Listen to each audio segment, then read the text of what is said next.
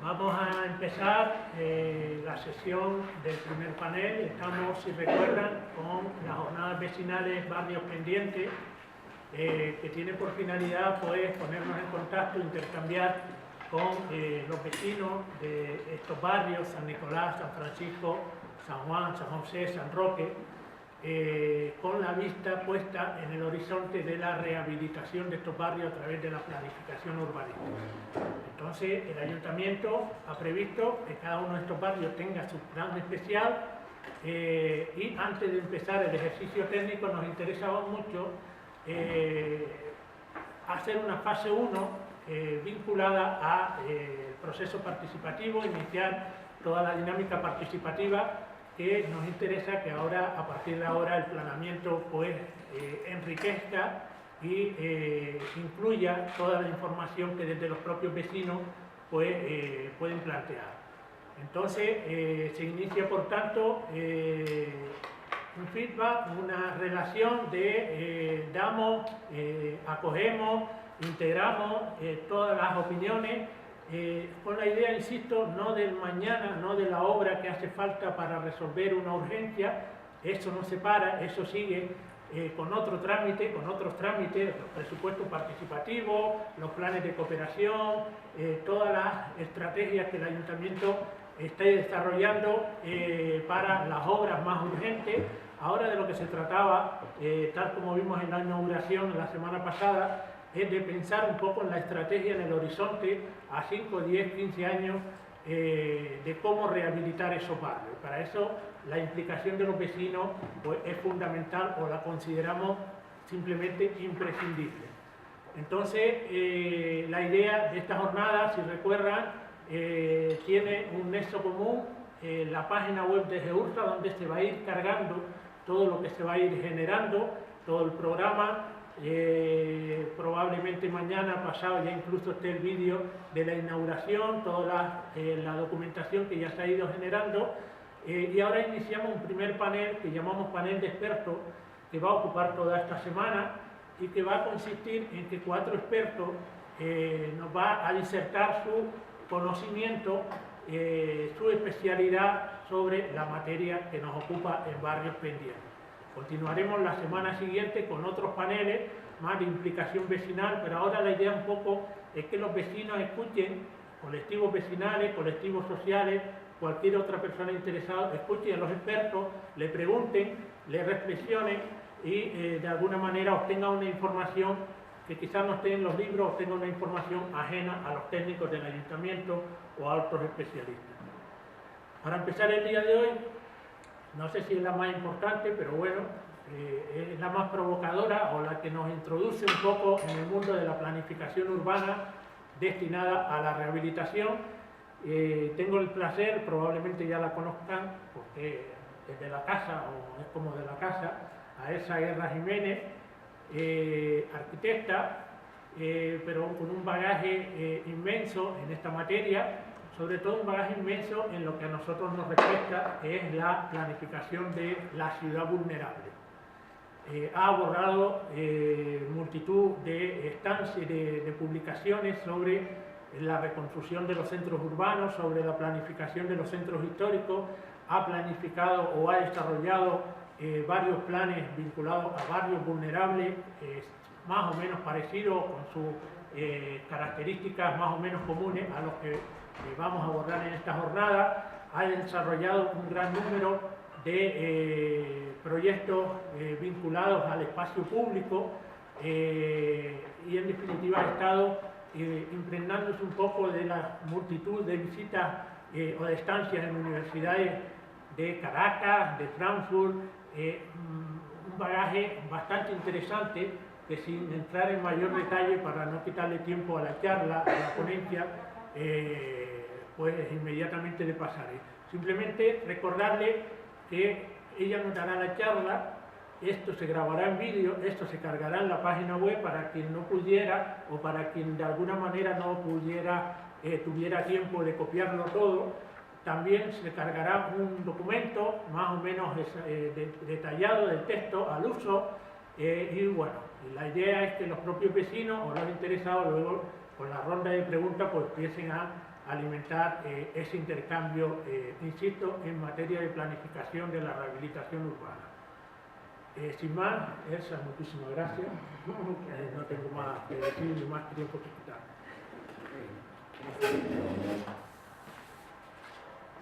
Bueno, pues buenas tardes a todas y a todos.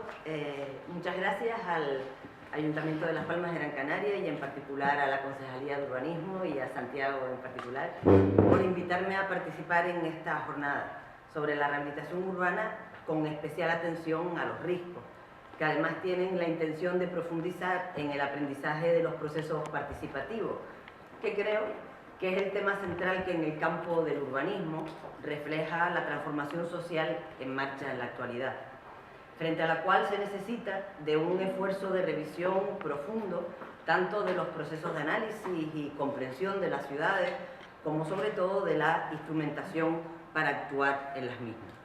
Déjenme que abramos la presentación.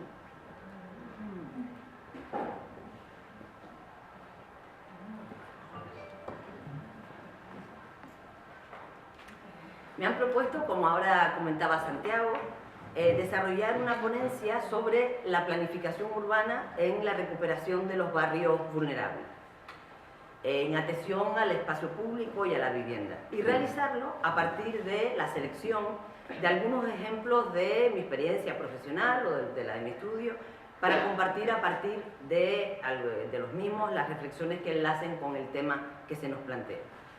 Permítanme, en todo caso, que con carácter previo apunte a algunos temas que me parece que están un poco en la base del debate y de las aproximaciones que ahora mismo nos puedan interesar. Al pensar en la planificación urbana en relación con la recuperación de barrios vulnerables, eso nos lleva a los inicios del urbanismo. Las ciudades comenzaron hace 10.000 años, como todos sabrán, en Jericó, de donde contamos con los primeros indicios de aglomeración.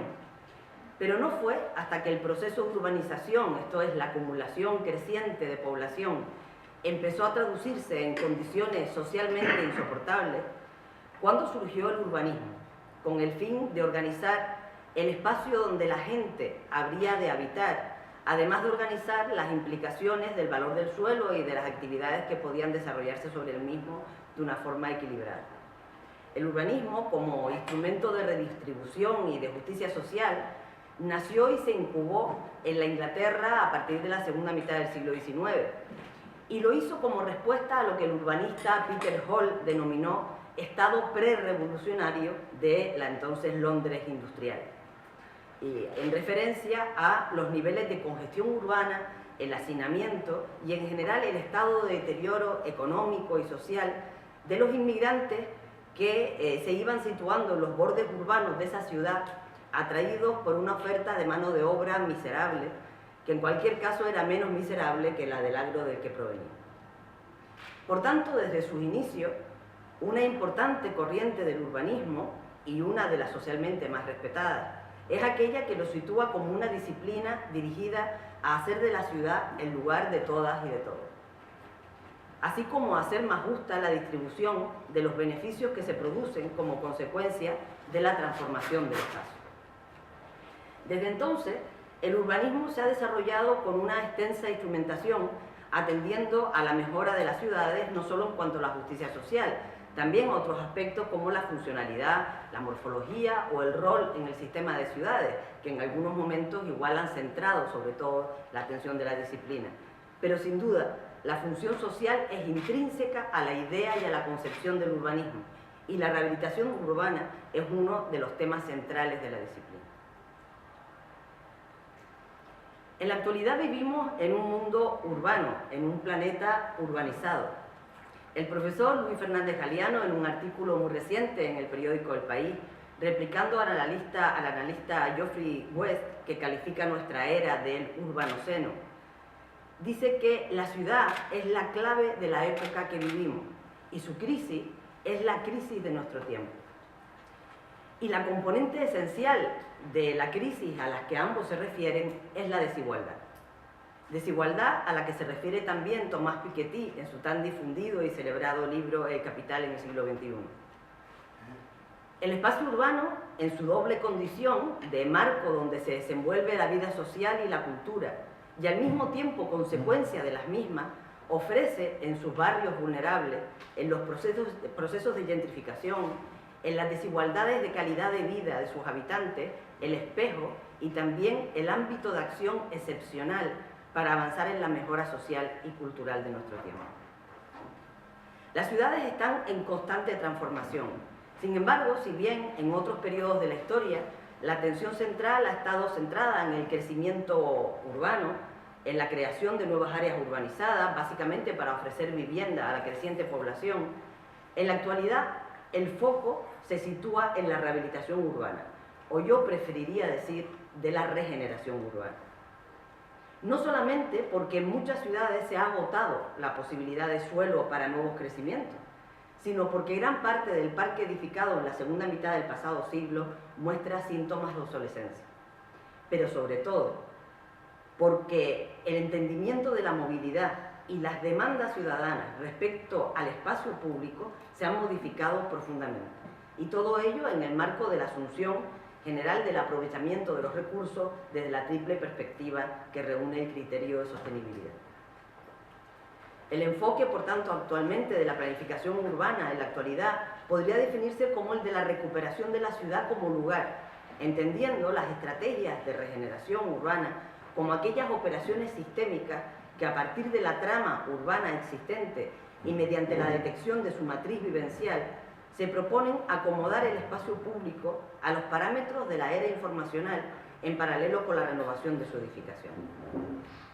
Se asiste, por tanto, a una profunda redefinición de la propia idea de ciudad, de ahí el término regeneración, donde el espacio urbanizado y el espacio vacante se combinan, donde el paisaje y el sistema de espacios libres constituyen uno de sus armazones, si no el fundamental, para su adaptación a las demandas ciudadanas. Estas consideraciones se ponen en este momento de manifiesto en todos los foros más respetados de debate internacional, los más reconocidos desde la Conferencia Hábitat 3 de Quito en 2016, de donde resultó la nueva Agenda Urbana de las Naciones Unidas, a la Agenda 2030 en desarrollo en la actualidad para el desarrollo sostenible, cuyos 17 objetivos se enmarcan en los dos bloques de reducción de las desigualdades y cuidado del planeta.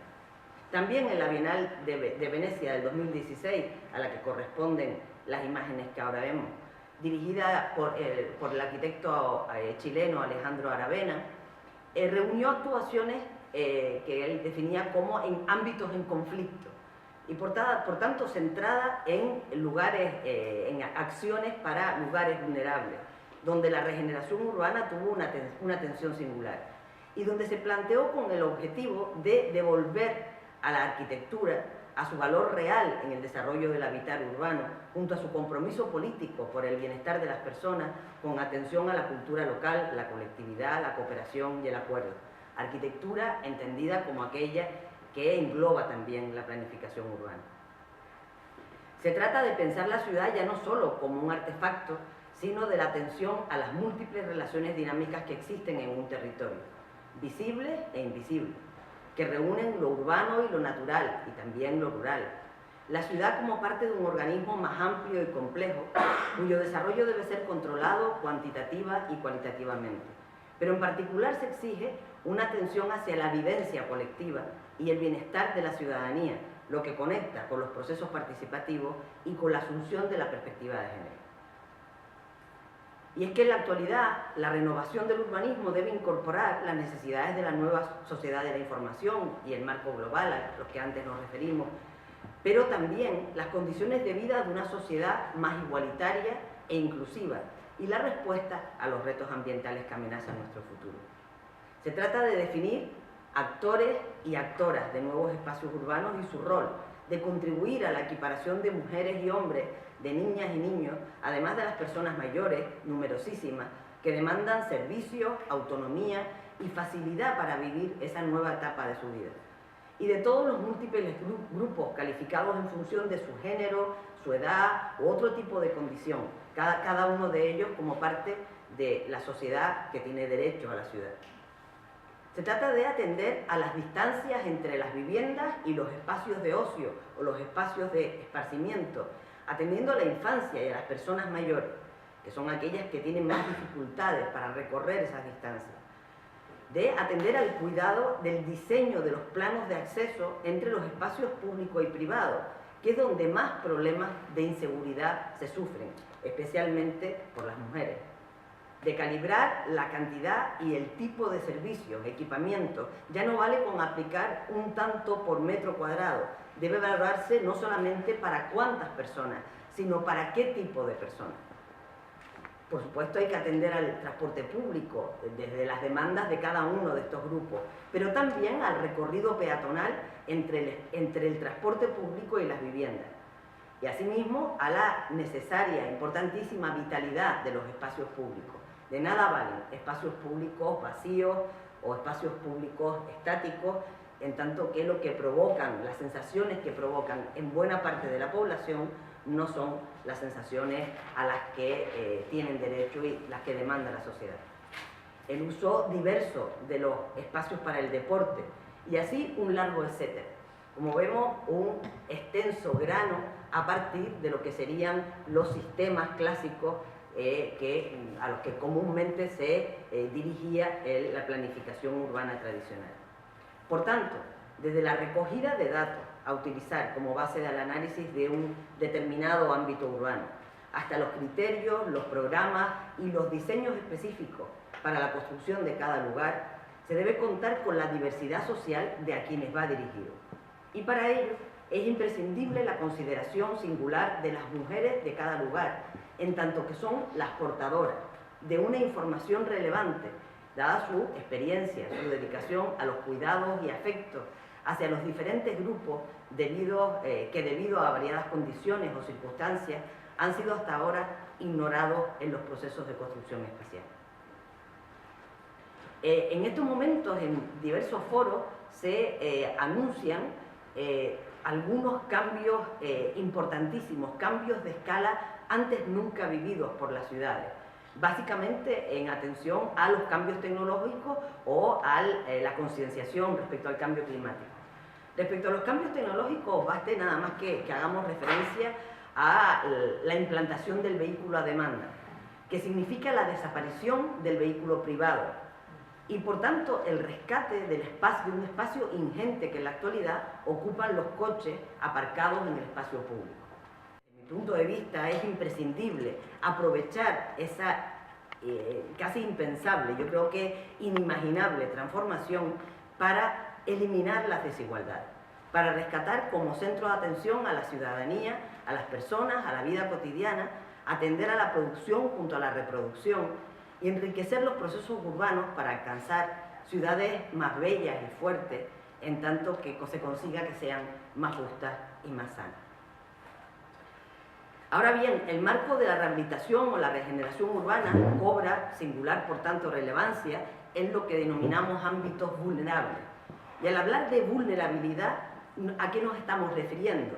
En el caso, teniendo en cuenta que los riscos están siendo un poco la foto de fondo de esta jornada, estamos refiriéndonos básicamente a ámbitos que presentan una cierta debilidad social o económica, o social y económica, y que habitualmente se suma además a la derivada de condiciones físicas problemáticas como topografía acentuada, problemas de accesibilidad, infravivienda, escasez de equipamientos, etc.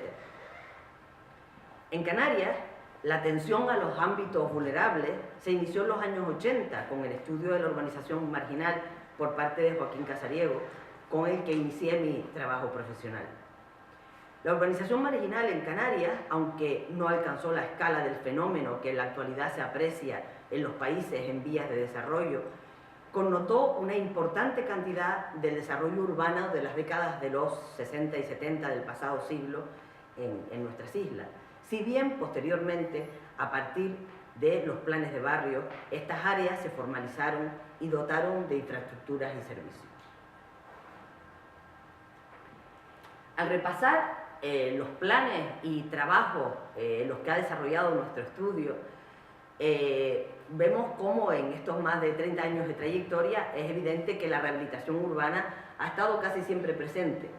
Ya aludía anteriormente Santiago a algunos de nuestros trabajos y efectivamente desde la rehabilitación de los centros históricos, ahí tenemos una imagen del plan de Vegeta Triana, o los procesos o los proyectos directores de rehabilitación del espacio público, por ejemplo, el del entorno de San Martín, o planes territoriales como los del litoral suroeste de Tenerife, o la rehabilitación de las áreas obsoletas turísticas como el caso de San Agustín, o los centros, el tratamiento de áreas naturales o vinculadas al patrimonio histórico como el del Centro de Interpretación del Cenobio de Valerón o el de Casas del Rey en el Ventaire. Todos esos son trabajos que desarrollamos en los años anteriores y que sin duda tienen que ver con ámbitos vulnerables, pero vulnerables en tanto en cuanto, digamos, en relación al patrimonio histórico, al patrimonio natural, al paisaje, también en algunas ocasiones vinculado a determinado tipo de vulnerabilidad social o económica, pero fundamentalmente atendiendo a otro tipo de aspectos.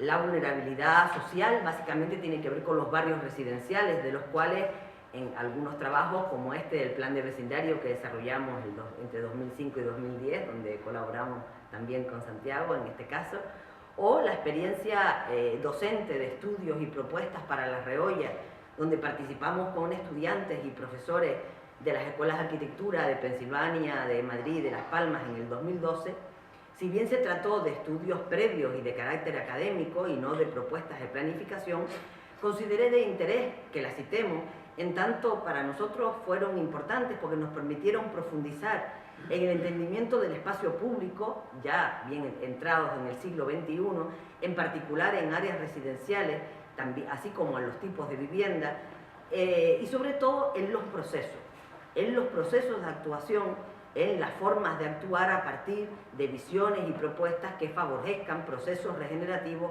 a partir de las condiciones propias de un determinado lugar, de los aspectos socioeconómicos, medioambientales, además de la atención al paisaje y a la cualidad edificatoria.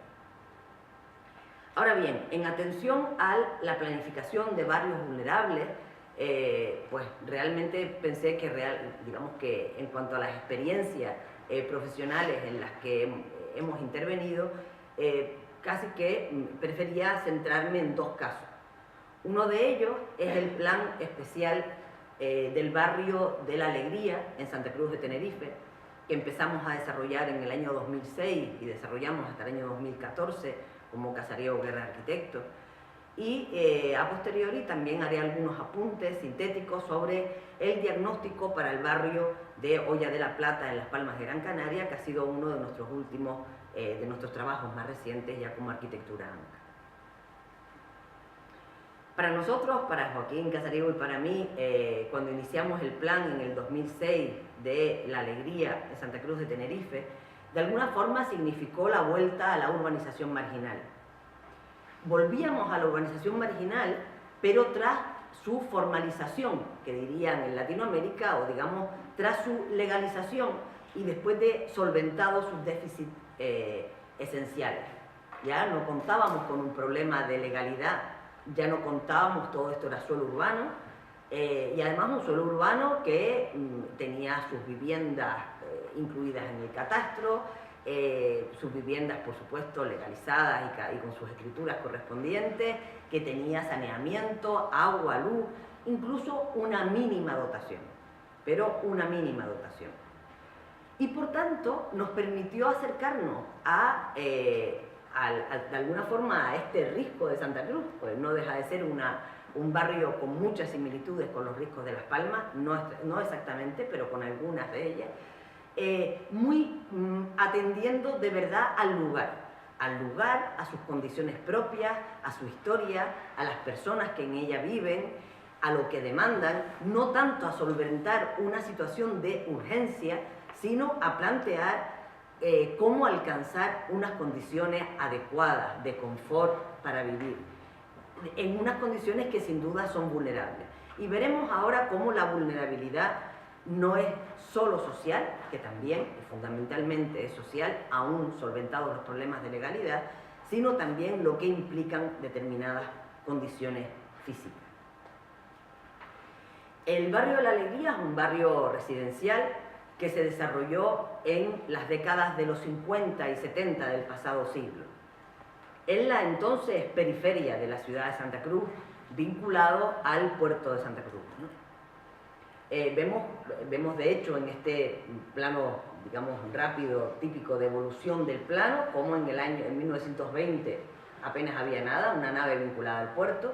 En el 56, muy rápidamente, ustedes saben que es muy rápido cómo se desarrollan estos barrios, se desarrolló a partir de una parcelación ilegal y una venta en contrato privado de parcelas, pero ya directamente en el plano del 1956, que tienen arriba a la derecha, pueden ver cómo ya tiene dos zonas. Una zona más homogénea, a la izquierda, donde las parcelas son un poco más regulares, son unas manzanas largas y lineales, pero con una parcelación regular. Y a la derecha podemos ver cómo casi se asemejan más a lo que es un risco, sin tener las connotaciones históricas que los riscos de Las Palmas, que tenemos en el fondo de nuestra mente en esta jornada, tienen. Por tanto, son urbanización marginal de la segunda mitad del siglo XX, desarrollada en ladera, y que tiene esa forma, esa trama, que remite más a la ciudad medieval que a la ciudad propia del siglo XX. En tanto que fue una ciudad desde luego sin ningún plano, con una venta de parcelas, en la cual la propia edificación autoconstruida se fue adaptando a la ladera. Y por tanto es la edificación y la autoconstrucción unida a unas mínimas condiciones de recorrido, los que dan lugar a la trama urbana que tenemos, ¿no? Luego ya vemos como en el 76 se consolida la trama y se rellenan los pequeños huertos que habían quedado inicialmente, pasan a rellenarse, y en los 80 pues ya algunos de sus bordes terminan de completarse, ¿no? Por tanto, al final tenemos, ahí lo tenemos, vemos en la foto superior, lo tenemos enmarcado, ahí tenemos el área, el barrio de la Alegría, en la ladera de Santa Cruz, en una zona que efectivamente inicialmente era periférica, pero que ya en el siglo XXI, bueno, desde finales del siglo XX, pasa a tener una posición central y por tanto a formar parte del área central de Santa Cruz, pero en unas condiciones singulares, ¿no? Como vemos, aquí vemos cómo en esta foto, vemos cómo en cuanto termina la ladera y vemos la parte baja del barranco de Taodio, ahí de hecho es un barrio que tiene al lado una importantísima zona de equipamientos y de dotaciones. Por tanto, es un área vinculada a un montón de dotaciones importantísimas de deporte, sanitarias, docentes, pero se desarrolla en ladera. Por tanto, tiene una cercanía aparente, la cercanía en planta, que vemos que, sin embargo, es una cercanía luego no tan real. La cercanía de cómo llego desde mi vivienda hasta el campo de deporte, cómo llego desde mi vivienda hasta el colegio, hasta la parada de guagua, veremos cómo esa cercanía es una cercanía virtual o a lo mejor potencial, pero desde luego no real, ¿no? Y sin duda cuentan con unas magníficas vistas. Cualquiera de estas viviendas tiene una visión del mar, del horizonte, de toda la ciudad de Santa Cruz, como pocos lugares de Santa Cruz tienen. Sin embargo, como decimos, es una ventana hacia Santa Cruz, también forma parte, por supuesto, de la fachada urbana de la ciudad, pero sabemos que esta cercanía, esta relación visual permanente, esconde una lejanía y unos problemas de accesibilidad que desde nuestro punto de vista, después del trabajo que hicimos en el barrio, estamos convencidos de que esos problemas de accesibilidad y movilidad están muy en el centro de la degradación, de la discriminación y de la marginación urbana que varias de estas zonas presentan. Como decimos, por tanto, es un barrio en el que, si bien es un barrio homogéneo, además tiene calidad de barrio desde el punto de vista social, en el sentido de que las personas se reúnen, Lo único que tienen, de hecho el único equipamiento del barrio es la asociación de vecinos y al lado la iglesia, que podemos considerar como servicio, que en algunos casos la verdad que tiene, digamos, por lo menos una función de reunión social y de algún tipo de actividad social bastante importante, es la única que tienen, y sí que es verdad que hay una cohesión social. El barrio se reconoce, las familias se conocen en estas décadas, que no son tantas, no es un barrio histórico, no es un barrio que tenga una historia tan amplia, pero sí que hay una cohesión social, algo que los une. Es verdad que más acentuada en lo que llamamos zonas B y C, que son aquellas que tienen un tipo de trama, esa trama medieval más similar, un poco menos acentuada la cohesión social en las viviendas de la zona A, que bueno, que es la zona que tiene menos problemas de accesibilidad, menos problemas de infravivienda, menos problemas de vulnerabilidad en todos los sentidos, ¿no? Estas son algunas secciones del barrio. Aquí podemos ver la ciudad formal o la ciudad ordenada o resultante de planificación en altura, en bloque o en torre en altura, al otro lado del barranco de Taodio, y en el lado norte el barrio de La Alegría subiendo la ladera, ¿no? Como vemos, por tanto, la planta es una planta que no se entiende su trama, sobre todo si vemos que es una trama del siglo XX, hasta que no vemos la sección, ¿no? Pero había, como digo, algunas cosas que no habíamos visto antes en los barrios, ¿no?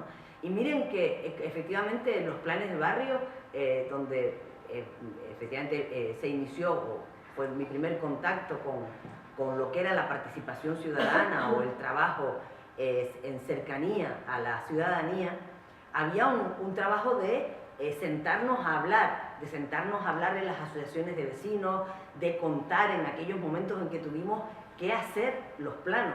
Antes les contaba a algunas compañeras que no es una broma, hicimos los planos porque los barrios no estaban dibujados en los planos fotogramétricos de la época y desde luego Google no existía.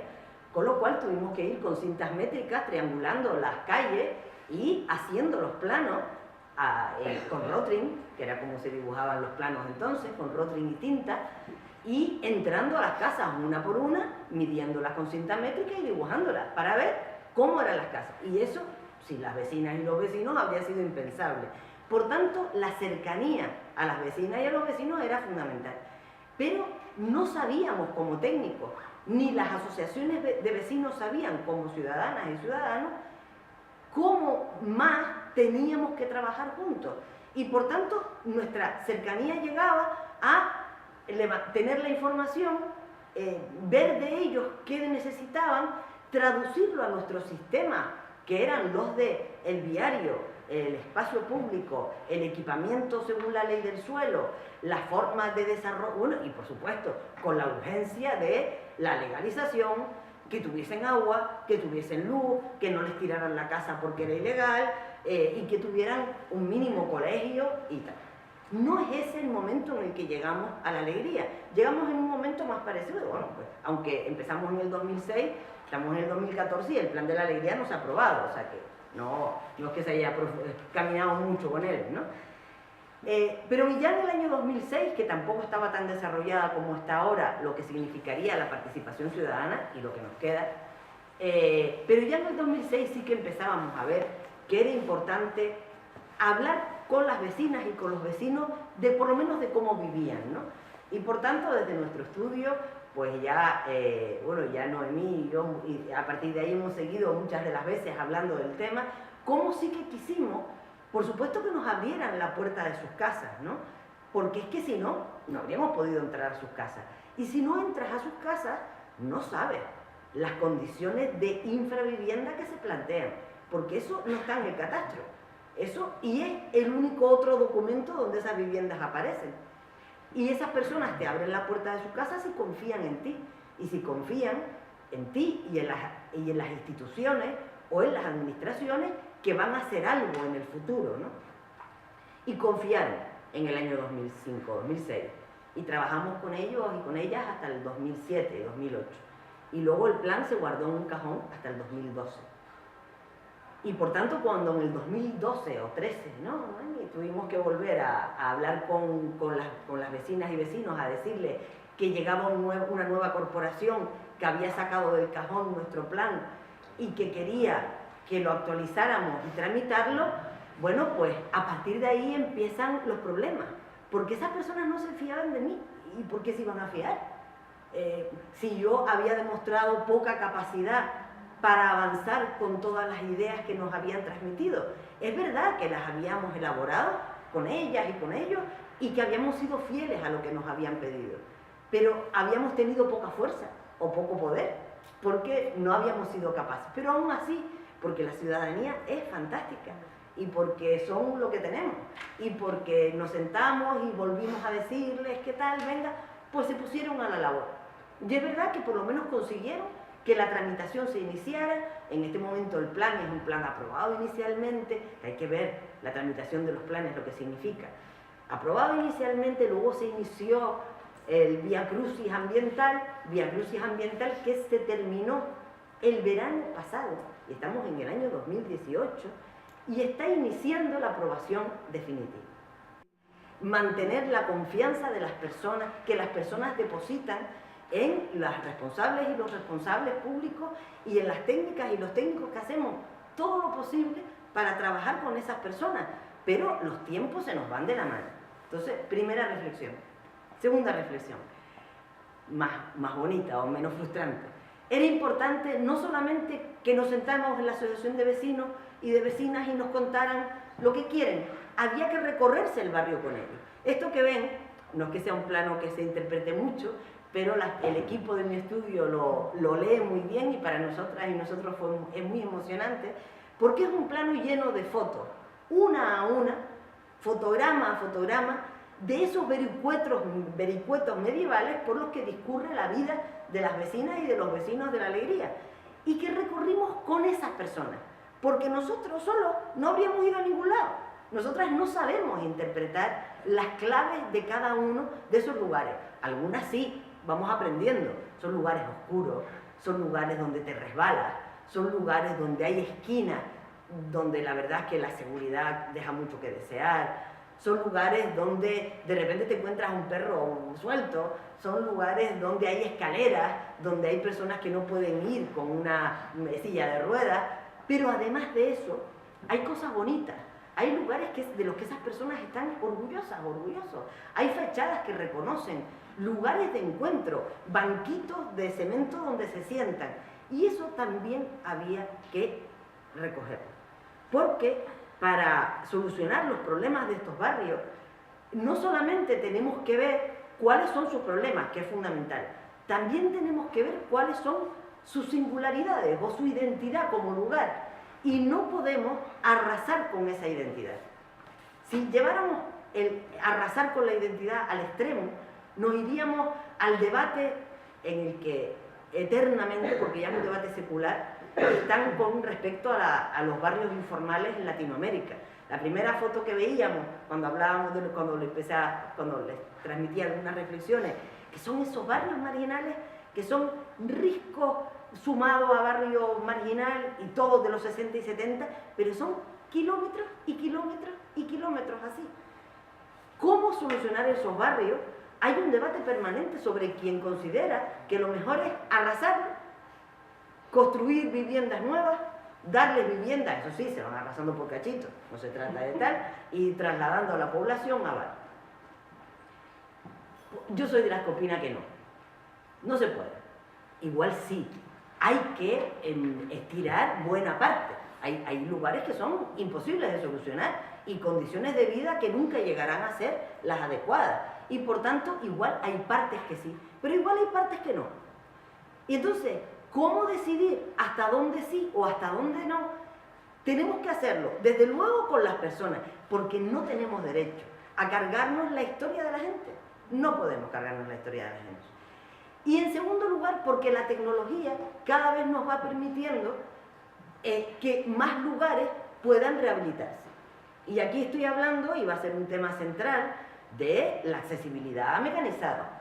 La accesibilidad mecanizada que antes era difícil, que luego se mostró ineficiente, pero que, bueno, en este momento una cosa no solamente fácil, sino asequible, incluso barata, sí forma parte del barrio. Si las vecinas y vecinos lo hacen propio, lo cuidan, lo consideran básico, si no, sería imposible. Pero bueno, yo ya ya solté el papel. Yo cuando suelto los papeles es un peligro, porque entonces ahora hay algunos temas que de repente se me quedan en el tintero. Como decía, nos recorrimos el barrio con las vecinas y vecinos y por tanto fuimos trabajando a la vez, porque no se trata, porque la participación ciudadana desde mi punto de vista tiene después una vis simplista, que también hace entender que eso significa que nos sentamos con vecinas y vecinos, vemos cómo pueden ser los proyectos o la planificación, lo votamos asambleariamente y la propuesta que más votos saca sale adelante, ¿no? Para mí, bueno, eso es un error enorme y desde luego una simplificación de lo que es el planeamiento. También yo creo que es una forma poco seria de tratar la ciudadanía y una forma muy poco responsable por parte de los equipos técnicos. Los equipos técnicos tenemos que aprender, igual que aprendimos lo que era el sistema viario, o aprendimos a hacer una plaza y aprendimos a trabajar con la jardinería, pues hay que aprender a trabajar con la ciudadanía. Y a trabajar con la ciudadanía significa desarrollar metodologías y procesos de cómo, de una forma, digamos, yo no digo científica, yo no digo científica, de una forma cada vez más pautada, extraer primero cuáles son sus problemas y cuáles son sus ambiciones y sus sensaciones y volcarlas en los trabajos que sabemos hacer como equipos técnicos, que tenemos además que saberles también transmitir a esas personas para que los hagan suyos. Y esa es una forma seria de trabajar, que ellos y ellas se den cuenta de que sus aspiraciones y sus problemas han tenido en cuenta. Luego, primero, tenemos que saber traducir de ciudadanía a técnica y luego de técnica a ciudadanía, para que comprendan cuáles son las alternativas, que muchas de las veces las hay, sobre todo en la planificación. Dentro de esas alternativas, ayudar a esas personas a elegir, y ahí sí, es verdad que la ciudadanía debe elegir, por ejemplo, la alegría, y eso, por lo menos les voy a plantear una duda, a mí me cabe una duda. Dentro de las alternativas que el plan especial tiene, está sí con elementos mecanizados de accesibilidad o no. Bueno, el ayuntamiento planteó que esa era una alternativa. ¿Por qué? Porque no está seguro de que la asociación de vecinos, y no la asociación, las vecinas y vecinos, se comprometan a que esa inversión, que no es muy alta, para el barrio de la Alegría, ahora veremos en la propuesta que tenemos, es de 1 millón de euros. El 1 millón de euros, eso no es una inversión alta. El problema es el mantenimiento. El problema es la luz y el mantenimiento. Lo que cuesta la luz tampoco sería mucho, y el mantenimiento. Nosotras, de hecho, planteamos que ese mantenimiento sea una cuota, que haya que pagarlo, ¿no? Me recordó a los planes de barrio nuevamente. Cuando hicimos los planes de barrio, en su momento aquí en Las Palmas, organizamos que la urbanización, o sea, había que hacer aceras, asfaltado de calles, plazas, no sé qué, y planteamos, me acuerdo perfectamente, en el barrio de Almatriche, yo y Andrea, que es donde hicimos en principio el piloto, ¿no? Y a las vecinas y vecinos, y de entrada la reacción no fue muy divertida, les planteamos que por qué no hacíamos aquello con contribuciones especiales. ¿Qué ayuntamiento ni qué nada? Se hace con vecinas y vecinos. Aquí todo el mundo pone una cuota, no me acuerdo cuánto era, 5 duros, no sé cuánto en aquel momento, los ponemos todos los meses, hacemos no sé qué, esto es de ustedes consiguen así la urbanización y tal y cual. Bueno, pues al final la gente estaba convencida. Es verdad que eran barrios donde no había pobreza, donde no había un problema de desigualdad social. Eran barrios con marginalidad urbanística, porque no habían sido capaces de acceder a la vivienda formal, porque la vivienda es que no se daba abasto en esta ciudad para darle vivienda a toda la gente que venía del campo a la ciudad, pero no era una población pobre. no era una población desfavorecida, era clase media baja, bueno, clase media, personas que podían dar esa pequeña cuota y eso les provocaba un cierto orgullo. Y eso era lo que pretendíamos cuando el equipo del Plan de Barrios les planteó que lo hicieran con una contribución especial, porque aquello iba a ser de ellos, aquella acera iba a estar impoluta, aquellas plazas iban a estar impolutas, porque iban a ser de esas personas. Luego aquello no fue así. Otras corporaciones decidieron que no, que había dinero para hacerlo, y la verdad es que si hay dinero público para hacerlo, yo también creo que efectivamente hay que hacer este tipo de cosas. Pero se los planteo por esa duda que queda, ¿no? De cuando las personas pagan una cuota que siempre tiene que ser, que esté en su mano, y por supuesto con exención para todas aquellas personas para las que signifique un esfuerzo. ¿Dónde está el límite de que la ciudad, tenemos derecho a la ciudad, pero la ciudad también es nuestra y tenemos que cuidarla? Y algunas de las veces determinados sistemas o dispositivos necesitan de un cierto cuidado especial. Y no puede ser que nos estemos gastando el dinero en un mantenimiento que no tenía por qué costar ese dinero. Entonces, hay un debate abierto que, bueno, que se plantea. En la alegría lo hay y por tanto por eso va a salir, ¿no? Está de hecho en este momento con las alternativas sobre la mesa y tendrán en su momento, por lo menos, qué opina la ciudadanía, y si la ciudadanía resulta que no se compromete, que vote en contra de esa accesibilidad mecanizada. Entonces, la accesibilidad estaba claro que es un problema. Este es un barrio en ladera, aquí tenemos que subir, bueno, más de 80 metros en una distancia cortísima, por tanto, aquí es evidente que la accesibilidad es fundamental y sin ella este barrio tiene un problema de marginalidad muy grande. Pero también estudiamos efectivamente las estadísticas, ¿no? Las estadísticas nos daban una población con una parte importante de población dependiente, no solamente de niñas y niños, sino básicamente de personas mayores, donde sin duda las mujeres ocupan un porcentaje mucho más elevado. Pero además, al cruzar esos datos con los datos de pobreza, vemos que efectivamente pues hay personas mayores, o sea que hay un alto porcentaje.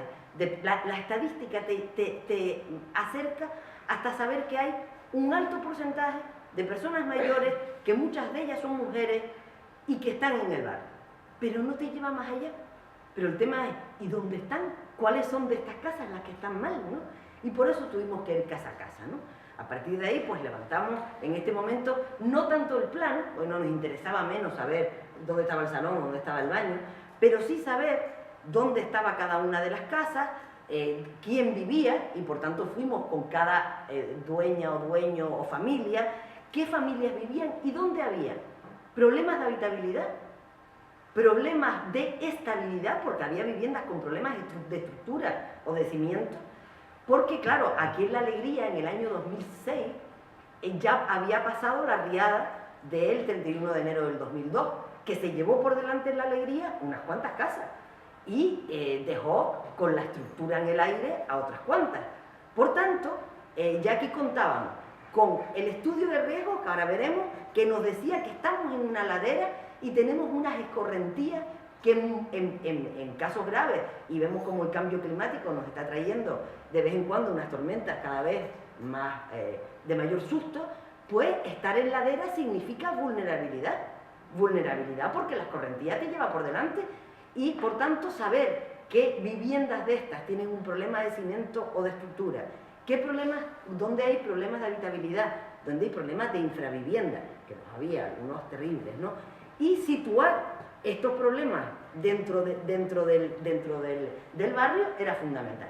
Por tanto, ya la estadística no era suficiente, ya saber que hay una serie, digamos, de recorrido no era suficiente, había que recorrer esos lugares, había que poner dónde estaba ese problema de pobreza, de infravivienda o de estabilidad, había que ponerlo en el plan y había que tener, que eso lo teníamos previamente también en La Alegría, el estudio de riesgos, ¿no? El estudio de riesgos que nos decía dónde están las escorrentías, por dónde va a haber un problema de agua, un problema de riesgo de que se llevaran viviendas, etc. Por tanto, se hizo este plano. Para nosotras este fue el plano básico. Este es el plano donde se reúnen dónde están las escorrentías, dónde por tanto hay un riesgo físico, hay un riesgo frente a tormenta de esta. ¿Dónde hay, cuáles son, que por eso aparecen diferentes colores, viviendas con problemas de estabilidad, por su estructura, su cimiento, de habitabilidad o de infravivienda? Y aquí están reunidas todas las edificaciones que tienen un problema y las áreas afectadas por las franjas de escorrentía. Luego, este es el plano que de alguna forma sí te está señalando los problemas de vulnerabilidad, por lo menos física. Si eso lo uníamos a lo que sacamos al entrar a casa, de donde había problemas de infravivienda, que básicamente se concentran en esas 3 pelotas naranjas que marcamos, era donde se encontraban los problemas de vivienda pequeña, de problemas, viviendas en las que casi no se puede entrar, viviendas donde además vivían señoras mayores, casi siempre señoras mayores, que no podían salir de su casa para ir a hacer la compra. Había señoras que hacía meses que no podían moverse, tenía que ir alguien entre 2 personas a sacarlas y a llevarlas, como a la sillita de la reina, por unos vericuetos de 1,10 metros de ancho, hasta llegar a la primera vía posible. Por tanto, aquí hay 3 problemas de aquí 3 bolsas de marginalidad. Marginalidad por la accesibilidad, pero donde se ha sumado la pobreza, la vivienda, la señora mayor que se queda sola, que se queda perdida. Bueno, pues ahí termina. ¿A dónde va a parar? Al lugar donde peores condiciones urbanas existen. Y bueno, por tanto, este que es un plano de diagnóstico nos dice, hay que solventar esas 3 bolsas de marginalidad, hay que abrir y quitar edificación donde la escorrentía se lo va a llevar todo por delante, y hay que producir, abrir la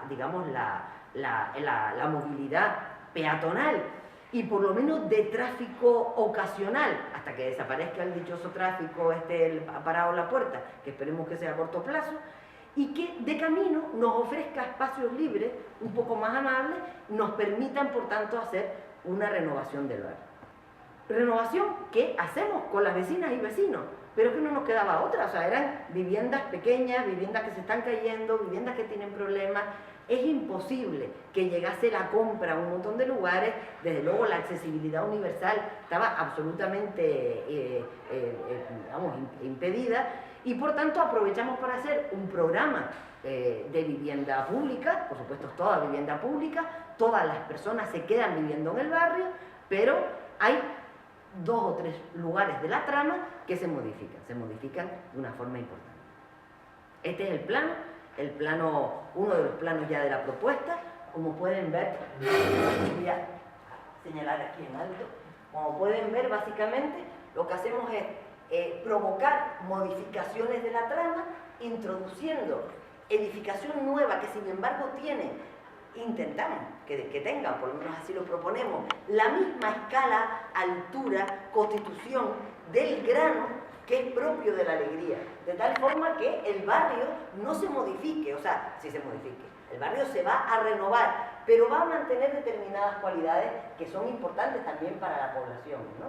Provocando aberturas que son peatonales, se tratarían de zonas peatonales, verdes en todos los casos de los que podemos, pero que permiten que haya la accesibilidad, que incluso un vehículo pueda acceder hasta determinados lugares, y que empate con recorridos peatonales en rampa, y en rampa que cumpla las condiciones de minusválidos, que permita que todo el recorrido horizontal en los barrios se desarrolle, ¿no? Claro, y esto lo hacemos en combinación, es lo que veremos ahora a continuación.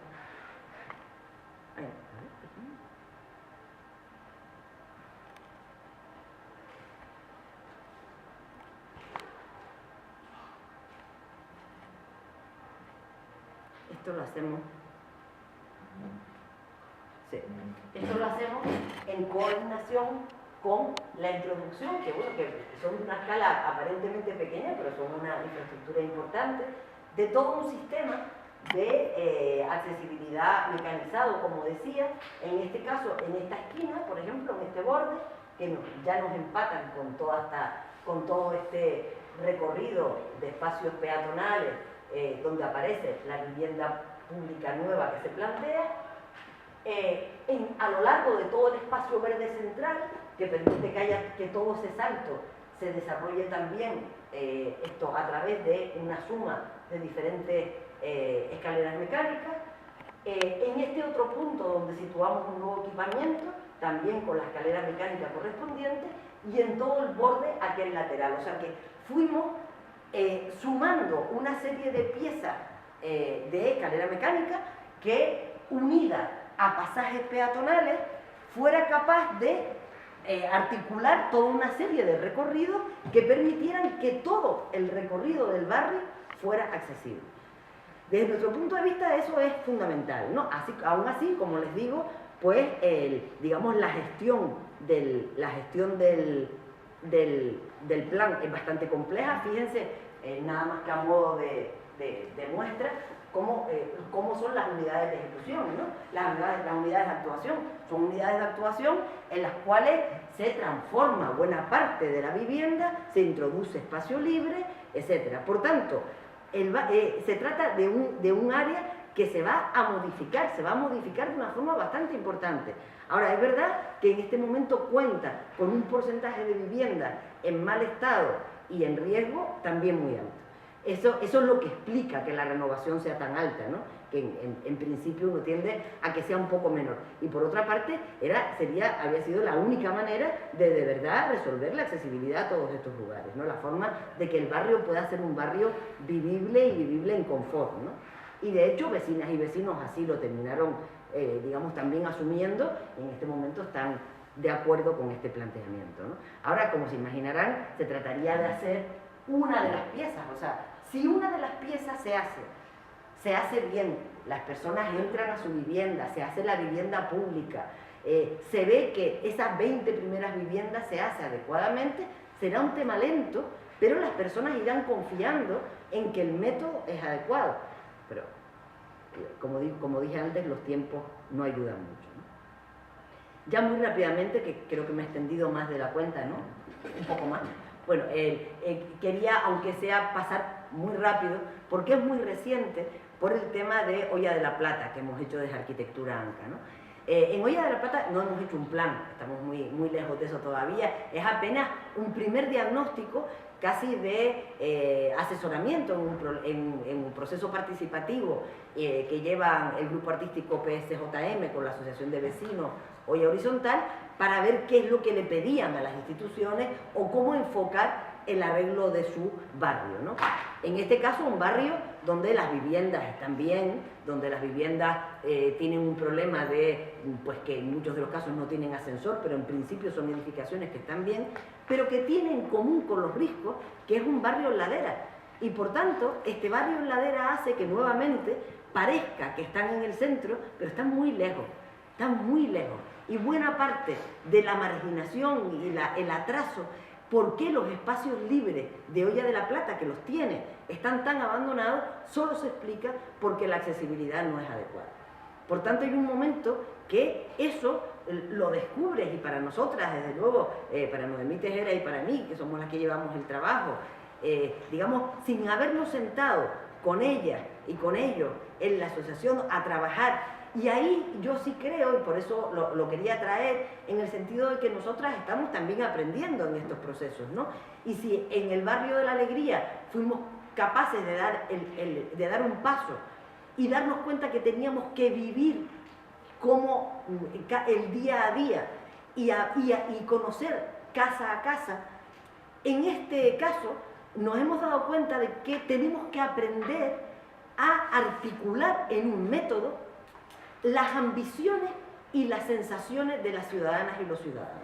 Y que tenemos que hacerlo diferenciando género, diferenciando grupos de edad, para manejar los datos desde el principio adecuadamente. No es igual lo que te cuenta de su barrio una señora mayor que un joven adolescente. No es lo mismo. Y tanto una como otra tienen el mismo derecho a la ciudad. Luego tenemos que saber cada uno de esos grupos lo que plantea, qué ámbitos de su barrio les corresponden, porque en un momento determinado podemos hacer una cancha de baloncesto y no hace falta que las señoras de 80 años lleguen estupendamente, pero tiene que haber un lugar para esas personas, para esas señoras, también para esos jóvenes, y por tanto leer el barrio de esa manera se obtiene a partir de determinados talleres en los cuales ya va habiendo un montón de equipos y nosotras mismas estamos intentando avanzar con ellos, en los cuales a partir, por ejemplo, de cómo hacer pues estos talleres de uso, del uso de cómo se mueven de por la mañana a por la noche y hacerlo con cada una de las personas, montarlo y llegar a entender cuestiones del barrio como la accesibilidad, no solamente en abstracto, sino como sumatoria de lo que cada una de esas personas, dónde coge la guagua. Que no cogen la guagua igual las jóvenes que las personas mayores, que para las personas mayores cuando les dice 20 metros más, depende de la pendiente que tenga la calle, que puedan ir a esa segunda parada de guagua, ¿no? Y esas cosas tenemos que tenerlas en cuenta, ¿no? Como a esas ambiciones. O sea, hasta ahora siempre hemos visto un poco la ciudad como un lugar que resuelve problemas, y es verdad. Y hay problemas que son básicos. Hacen falta guarderías, hacen falta colegios, la gente necesita vitalidad, espacios verdes, sombra, transporte público, por supuesto. Pero como decía al inicio, es importante ver qué ocurre entre la guagua y la cancha de fútbol. ¿Cómo se recorre eso? ¿Y por qué la cancha es solo de fútbol? Si la cancha no puede ser de varios juegos, ¿por qué si hay ni chicas y chicos y hay una cancha de deporte, es de fútbol y la usan solo los chicos? Esos temas hay que ponerlos sobre la mesa. Es impensable. Eso relega, aparte de la juventud, a un borde, al banco de la plaza, porque no tienen una cancha de otro tipo. En la península en este momento, y hay casos en Logroño o por ahí que están siendo bastante comentados, donde los campos de fútbol están siendo objeto de uso múltiple. Porque puede haber chicas que quieren jugar al fútbol, que también tienen derecho, pero puede ser que haya momentos del día en los que esas canchas de fútbol, en las que se ha invertido mucho desde las administraciones públicas en toda España, tengan también otro uso, de tal forma que no sean coto vedado para chicos en buen estado de salud y jóvenes. Porque no puedes, a quien ha ido dirigida buena parte del equipamiento de las ciudades, ¿no? Por tanto, bueno, a modo de ejemplo, sí y luego les decía las ambiciones. Nosotras, por ejemplo, en este plano que se supone, bueno, que era un plano colectivo, sensible, donde las personas te cuentan, por ejemplo, lo que sienten en una calle. Hablando muchas de las veces, incluso el otro día también con el concejal, con Javier, me comentaba, oye, las calles, hay un tema, efectivamente, que es el tema del alumbrado. El tema del alumbrado es un tema básico y es un tema importante para la seguridad, es muy importante para la seguridad. No es el único que garantiza la seguridad, pero es importante. Pero el tema es que saber lo que significa la inseguridad, hay que preguntarle. Igual hay que ver, o sea, es importante recorrerse el barrio con los grupos a lo mejor más desfavorecidos o con más problemas y que te digan dónde sienten miedo. ¿Por qué? Porque a lo mejor hay luz, pero no se ve un alma. Y es que eso, que soy una mujer y también lo sé, pues también, oye, eso provoca problemas, pues tendremos que solucionarlo. A lo mejor hay que poner determinado tipo de timbres en algunas esquinas, porque la gente no puede ser que no tengan derecho a caminar a la hora que sea y por donde sea. Y esas cosas también tendremos que verlas, ¿no? Bueno, me parece que ya les he contado un poco los dos ejemplos y al final, bueno, es fundamental la participación, por tanto, como yo creo que ha quedado, y la participación no es que salga en el boletín y que esté 45 días publicado, ¿no? Eso queda muy lejos de lo que estamos queriendo hacer. Los trabajos ahora tampoco es un proceso asambleario en los que se ponen 3 proyectos, como se está haciendo en muchos de nuestros pueblos de nuestra isla, y se dice que voten las vecinas y vecinos por el proyecto que les parece mejor, ¿no? Me parece una forma de banalizar tanto los proyectos como la actitud de la ciudadanía. Nada más, muchas gracias.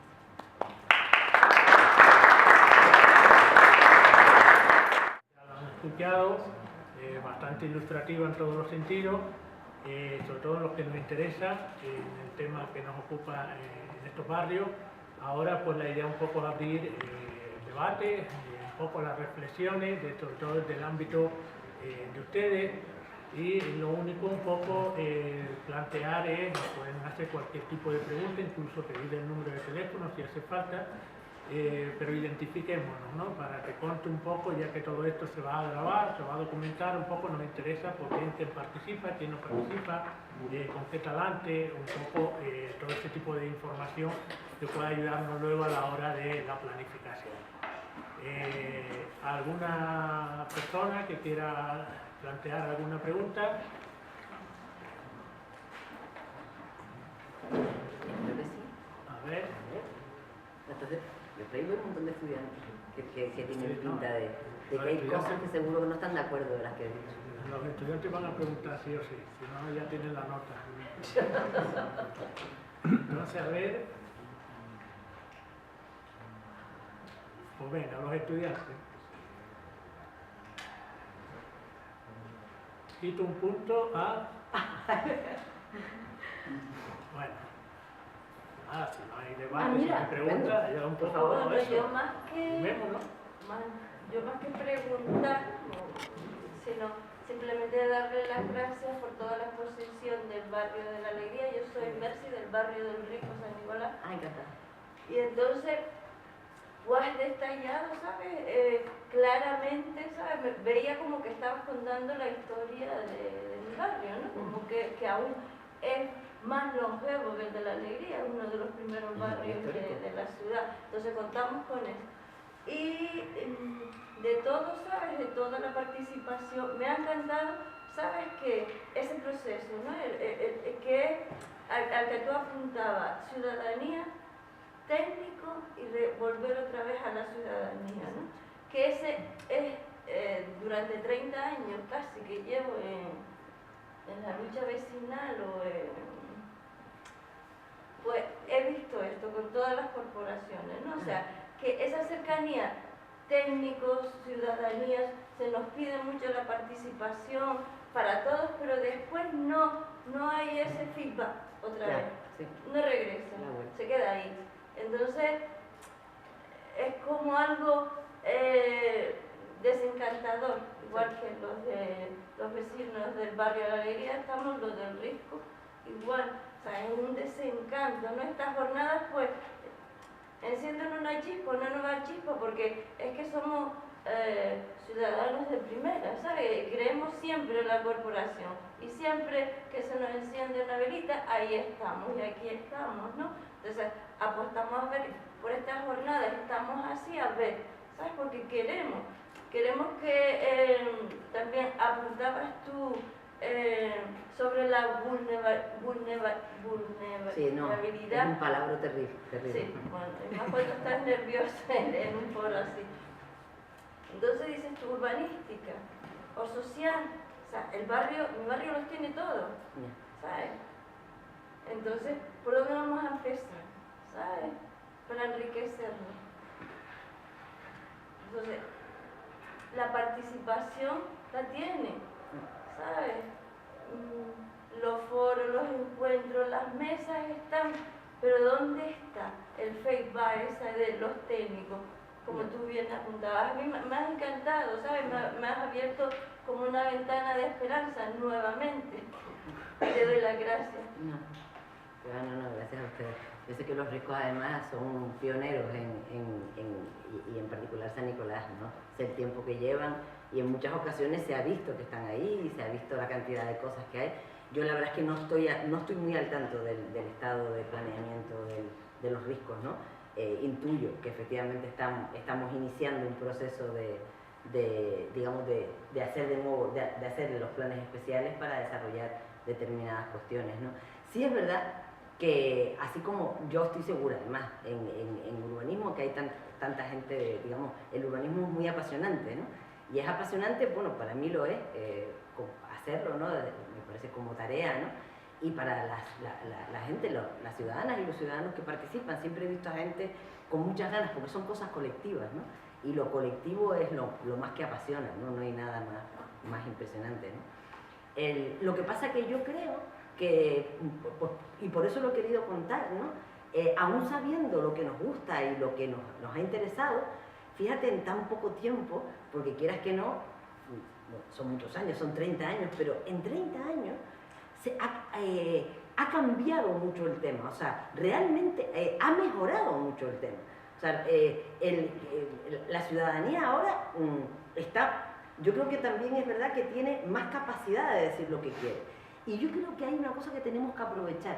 Igual que estamos aprovechando, por ejemplo, que las escaleras mecánicas se pueden poner, o los ascensores, eran cosas que hace unos años eran costosas, difíciles, pero ya hoy está viendo, vamos, en montones de ciudades. Antes veíamos alguna imagen de Medellín, bueno, que es el super ejemplo, ¿no? De un barrio enorme, una cantidad una periferia enorme, difícil, con problemas de marginación social, económica, urbanística, por supuesto, con eso, áreas en ladera terribles de la accesibilidad, mucho peor que ninguna de nuestras zonas, ¿no?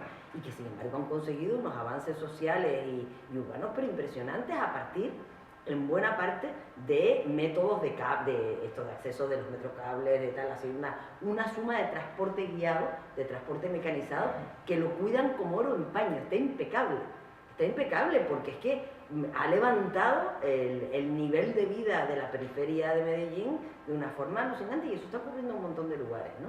Pues igual que los temas de movilidad mecanizada, está el tema de los datos. O sea, yo creo que en este momento una de las cosas que vale la pena hacer bien también es manejar mejor los datos.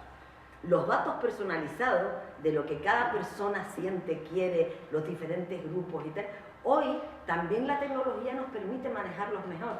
Y más que al margen de saber si la guagua va a tardar 5 minutos en venir o no, que está muy bien que la ciudad sea inteligente para eso, también debemos utilizar ese tipo de mecanismos para manejar mejor los datos detallados de los barrios residenciales, que yo creo que nos van a ayudar mucho a...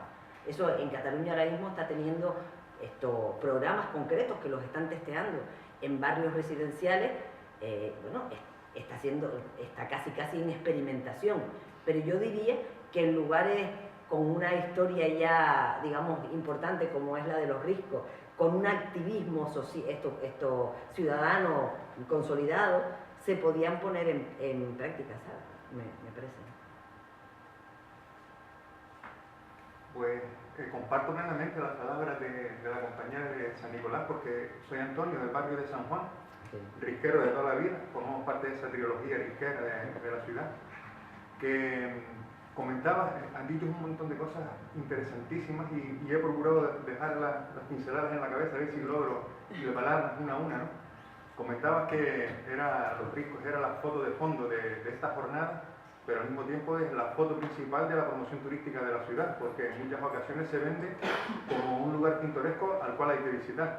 Y en la jornada inaugural comentábamos con Santiago que estábamos tremendamente ilusionados con esta jornada, porque los barrios pendientes, porque están en pendientes, están en ladera, esperemos que dejen de ser pendientes en el sentido afectivo, ¿no? Sino que de verdad, pues estas jornadas planifiquen el futuro de los Riscos a largo plazo y se transformen social y urbanísticamente. También comentaba que los tiempos son muy importantes y que la cuestión entre administraciones era una de las causas por las que se originaba esa tardanza, ¿no? Evidentemente que sí, pero también es la voluntad y las priorizaciones. Es decir, cuando hay voluntad y hay prioridades, yo creo que a veces se pueden sacar adelante, en mi opinión, ¿no? Y con respecto al barrio de San Juan, se podría decir mucho, la verdad. Pero el barrio de San Juan es un barrio, al igual que el de San Nicolás, al igual que el de San Roque, claro, con el boom demográfico de la inmigración del campo hacia la ciudad, pues fue una construcción anárquica y venga todo el mundo a construir ahí de manera arbitraria, sin planeamiento alguno, pues ha permitido que tenga esa singularidad, que es la que tiene ahora y de la que nos sentimos orgullosos. Y se lo comentaba Santiago en la jornada inaugural, dice, es que las intervenciones urbanísticas ahora necesitan de ser como la de un cirujano plástico preciso. Intentar mantener la esencia del barrio, pero transformarlo para que la gente que vivamos ahí ya no nos sintamos ciudadanos de segunda.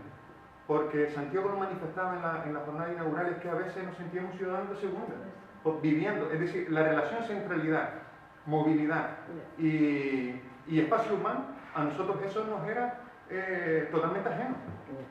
Porque no había esa comprensión por parte de las autoridades, se establecían los PERI, ¿no? Pero los PERI respondían a una casuística determinada en su momento, que era la dotación mínima de espacios públicos y para de contar y ya está. Pero es que ahora la realidad ha cambiado y el concepto urbano ha cambiado, hay una metamorfosis, hay una realidad urbana distinta a la de antes. Entonces, pues vemos con estas jornadas, y además que es un estudio sociológico detrás, que es el sustento para después planificar lo urbano, porque de nada se entiende que unos técnicos en un despacho hagan un plano sin tener un concepto social de lo que es el barrio y de las necesidades del barrio, y por eso estamos muy ilusionados porque se cuentan con nosotros, de verdad, por ese lado estamos muy ilusionados. Y en el barrio de San Juan hay muchas necesidades, pero hay tres fundamentales. Una es la movilidad, la accesibilidad, un barrio que cada vez hay más personas mayores, pero como ahora ha llegado gente joven porque el paro, socialmente hay mucha gente joven en el paro que tienen sus casas y tal, se han venido a las casas de sus padres, muchas casas abandonadas que están siendo ocupadas por Ocupa, el problema del vehículo, claro, todo el mundo tiene un vehículo, en la casa hay 3 o 4 coches y todo el mundo lo quiere en la puerta de la casa, y entonces se ha convertido como el colesterol de las arterias, porque están ahí ocupando espacio y dificultan la movilidad del servicio público. O sea que es todo un engranaje que hace falta estudiarlo detenidamente para irnos mejorando. Espacios abandonados que pueden ser utilizados para cambiar la imagen del barrio. Hay un sinfín de cosas en las que nos gustaría que en estas jornadas, sobre todo cuando vayan al barrio de San Juan, las recogiesen perfectamente para en un futuro el concejal de urbanismo lo tuviese en su despacho y le pusiera la especial atención que requiere. No, has nombrado dos cosas que yo creo que vale la pena, porque que son temas difíciles, los dos. Uno es el tema turístico, el tema del turismo, que yo creo que vale la pena... Perdona eso, es que ahora la gente está entrando. Antes los turistas se quedaban en el margen del Guiniguada y sacaban la foto, pero es que ahora están entrando al barrio. Ahora vemos gente joven que se aventura a entrar al barrio, porque claro, lo ven tan bonito de fuera y oye, la curiosidad les mata y se mete. Sí, es así. No, ya lo sé, vamos, lo sé porque vamos, he visto a la gente de hecho ir al barrio y porque como dice, esto cuando somos un lugar turístico y la ciudad de Las Palmas en parte, cuando se vende a los visitantes, enseña sus riscos, luego la gente cuando viene va a ver lo que le enseñaron, ¿no? Y por tanto va a los riscos y quiere entrar, ¿no?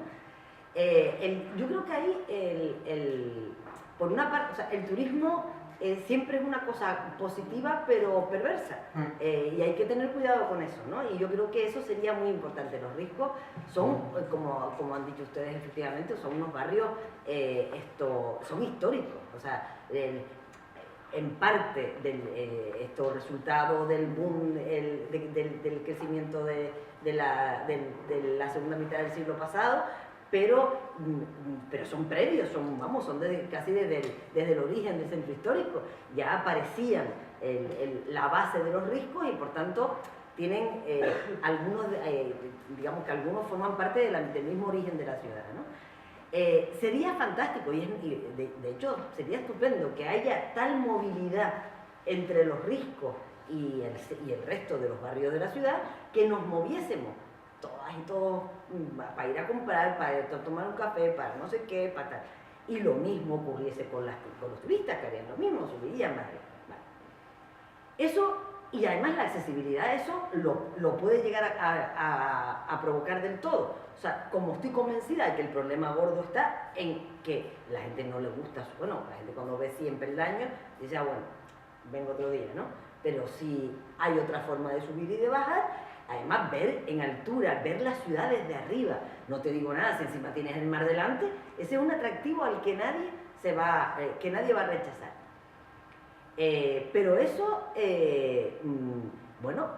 igual modifica los precios de las viviendas, eso hace que haya otra demanda para aparte, puedan aparecer otro tipo de uso, eso puede expulsar a la población con menor nivel de renta a otros barrios.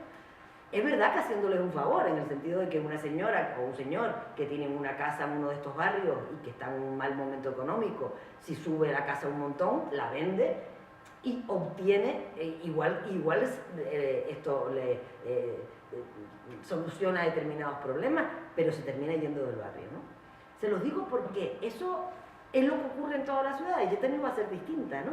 Luego, cuando el tema se arregle, podrá ocurrir eso que llaman los americanos gentrificación, y que la verdad es que en español vamos a terminar llamándole así, porque es que no hay un término exacto a ese, ¿no?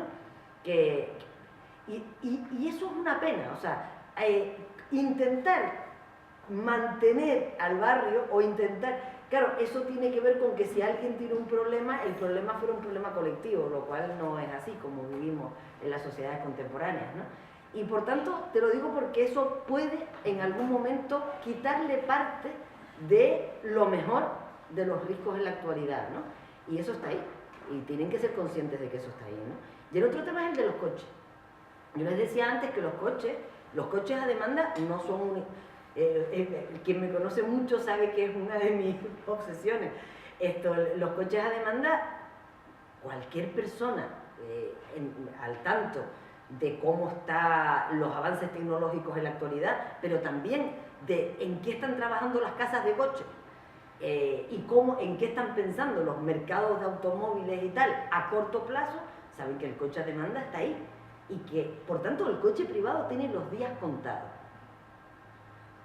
Yo sé que hasta que la gente no lo vea, no se lo va a creer, y por tanto la gente quiere el coche en su casa hasta que lo que yo estoy diciendo se cumpla. Pero no puede ser que hagamos un destrozo en el Risco de San Juan para que la gente termine de aparcar en la puerta de su casa. Es a lo que me quiero referir. Luego, tengan cuidado con determinadas cosas. O sea, tengan cuidado con lo que piden, por si acaso se cumple. Es lo que les quiero decir. Porque con lo del turismo me parece que es inevitable, porque los turistas van, sobre todo los que son más inquietos culturalmente, a todos los lugares, y a los ricos, con el encanto que tienen, lo normal es que vayan. Y irán cuando toda la población de la ciudad se mueva por los ricos con facilidad. Pero eso tiene un riesgo, y se lo advierto, pero yo creo que contra ese riesgo es difícil hacer nada, porque si no, no se mejora la vida del barrio. Luego es un tema difícil. Ahora, contra el de los coches sí. Bueno, vamos a intentar a cortito plazo arreglar alguna cosa, pero no hagamos nada muy gordo para intentar aparcar, porque los coches tienen los días contados. No los coches privados aparcados en las puertas. O sea, va a haber unas grandes flotas de coches que se mueven y que van a ir a recoger a la gente y a moverla de un lado a otro, pero nadie va a tener un coche en propiedad. Eso se va a demostrar. Vamos, y están las casas que hacen vehículos, todo digamos, el mercado automovilístico y ya trabajando en esa clave. Por tanto, no vamos nosotros a transformar la ciudad para aparcar coches, para luego tener que ver qué hacemos con esos espacios que ya no sirven para aparcar coches, porque no hay coches que aparcar. Soy vecino de Matán, San Roque. En primer lugar, felicitarlos por estas jornadas de participación abierta, vecinal, a los organizadores. Para nosotros, como bien decía el compañero Antonio y la compañera, es algo que nos da ánimo para seguir y que nos da una pizca de esperanza para rehabilitar nuestros barrios y para ser partícipes de esa rehabilitación. Pero hay una pregunta que yo quería hacer: si dentro de esos procesos de rehabilitación entran los monumentos o aquellos, digamos, viviendas o parcelas históricas que tienen los barrios. En este caso me estoy refiriendo al molino de Batán en San Roque y a la famosa batería de San Juan, que aunque es de propiedad militar, si corrígeme Antonio si me equivoco, ya ha sido declarada bien de interés cultural. Ya ha sido declarada bien. Se podían rehabilitar. ¿Por qué? Porque por una cuestión muy sencilla, como decía bien Antonio, últimamente están apareciendo por los barrios, por esos determinados barrios, se ve a turistas sacando la típica foto y mirando las pistas desde esos barrios hacia la catedral y hacia Vegeta. Y claro, si tenemos un activo dentro de esos barrios, como pueden ser en San Juan, la batería, y en San Roque, el Molino, ponen más en énfasis la segura rehabilitación de nuestros barrios, porque San Roque es la parte baja, lo que es la parte baja de San Roque, la más antigua, estamos en la misma situación que San Juan, o sea, casas abandonadas que son ocupadas por los famosos ocupas, problemas de red de alcantarillado, problemas de accesibilidad, problemas de humedades que están afectando a solares o casas derruidas que se les han hundido los techos y el agua que acumulan en esa zona están afectando a las casas de al lado, con lo cual tenemos un doble problema. Y el tema de accesibilidad de esos barrios es importante. Bien, es verdad, tú decías antes en tu exposición que no me gustaría que los barrios se terminaran, digamos, haciendo una intervención de expropiación de esos barrios para mejorarlos y mandar a eso, porque al final yo creo que tampoco esa sería una buena idea, porque desde el momento que le apliques a un barrio el tema de expropiación bajo rehabilitación, bajo la ley de rehabilitación, te puede ocurrir que al final se quede con esa parcela los especuladores inmobiliarios, con lo cual no flaco favor se le va a hacer a la vecindad en ese sentido. Por lo tanto, estoy de acuerdo contigo cuando dices que a esos barrios hay que ir modificando la medida de construirles mejor, hacerle la vida más accesible hacia la ciudad y hacia su propio barrio, sin tener que abandonarlo. En el caso del barrio de Galería, me parece que es muy importante, hay que tener en cuenta que construir siempre en Canarias, tenemos por desgracia de construir en primer lugar que se nos ocurre en ladera o en el borde de un barranco. Y claro, el 2002 para ellos fue bastante criminal porque arrasó con varias casas y algunas están ahora en esa situación. Pero sí es verdad que la participación de esta jornada y la vecinal es importante. A mí lo que me extraña es que en una jornada como esta, viendo a la gente que está allí, habemos muy pocos representantes vecinales, pero muy pocos, cuando en realidad una jornada como esta, de este calibre, tiene que haber llegado a más gente y a más. Yo haría una apuesta o haría una propuesta para que esta parte de esta jornada también se realizara como un medio de comunicación en los barrios afectados, en las asociaciones de vecinos de los barrios afectados, y invitar a los vecinos, porque ahí sí es verdad que los presidentes de asociaciones tenemos más fuerza para convocar a todos los vecinos y llevarlos ahí para que ellos expongan sus verdaderos problemas, porque es ahí donde básicamente te pueden dar un compendio los vecinos de toda su historia en el barrio y de todo lo que han pasado. Yo creo que eso sería bueno también ponerlo en valor. No, la única cosa, lo que comentaban del patrimonio histórico, ¿no? Y a mí me parece que es fundamental que, bueno, que eso es una oportunidad añadida, ¿no? O sea, aquellos barrios que tienen el lujo, ¿no? De que además de que están en una posición maravillosa, bueno, además en el caso de los Riscos de Las Palmas ya en concreto, o sea, que forman parte del tejido histórico, ¿no? Y por tanto tienen que jugar ese papel que no lo han terminado de jugar hasta ahora, ¿no? Y para eso, aprovechar los elementos de patrimonio histórico que tienen, la batería, el molino, lo que dice, pues yo creo que sería importantísimo, ¿no? Primero porque para que sean lugares para la propia gente, ¿no? Primero así, porque los lugares hay que hacerlos para la gente.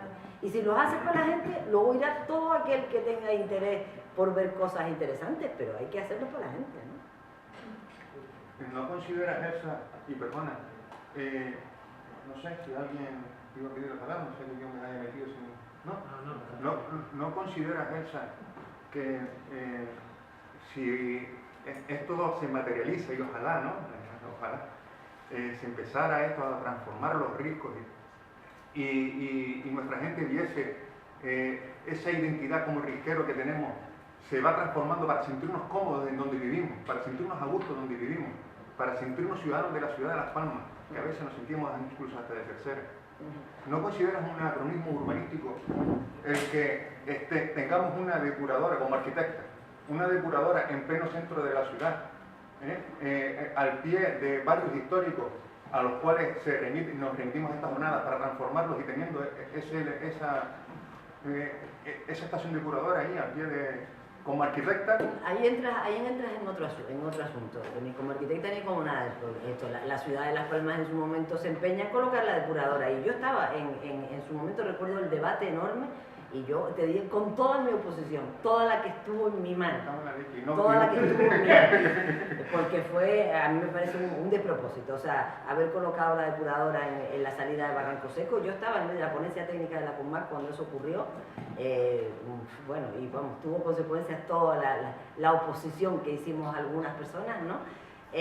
Porque de hecho era la posibilidad también de contar, casi estaban los riscos, salías de Barranco Guiniguada con un cierto parque por mucho que incluso en aquel momento se hablaba de alguna ladera hacia la Tropical y tal que podía ser residencial, cualquier cosa menos convertirlo en depuradora.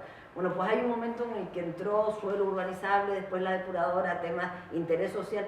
Hay algunas cuestiones que digamos que es como que en un momento determinado hay algunos aspectos que se saltan todos estos procesos de los que estamos hablando. Y entonces desde el ayuntamiento se trabajaba con los planes de montones de tipos, desde en la CONMAC, me parece que en ese momento, no me acuerdo por qué, creo que era porque no era en relación con la aprobación del plan general, no.